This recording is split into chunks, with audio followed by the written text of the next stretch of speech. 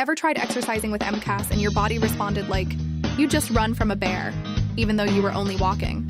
To the mailbox? Let's talk about why exercise sometimes feels like a personal attack when you're living with Mast Cell Activation Syndrome. So picture this. You decide to be healthy. You put on your trainers. You stretch. You take one confident step. And your mast cells go, ah yes, a threat, and start releasing histamine like they're throwing confetti at a wedding. Why?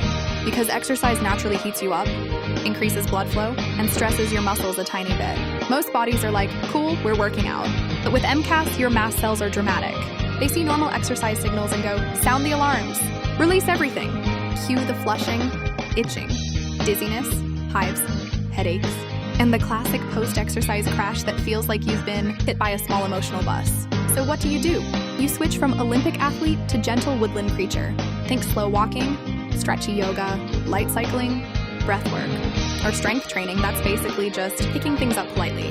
These movements keep your body happy without triggering the mast cell meltdown, and pacing is your best friend. Add movement in tiny steps, or like 1 extra minute per week tiny. Also stay cool, stay hydrated, and maybe avoid exercising outside when the weather is doing its best impression of a sauna. Living with MCAS doesn't mean you can't move. It just means you're training smarter and not harder because your mast cells are already doing enough drama for everyone. If your mast cells also act like overprotective chihuahuas, hit like and subscribe. I've got more mast-friendly tips coming minus the histamine. Confetti. I do these videos so you know you're not alone.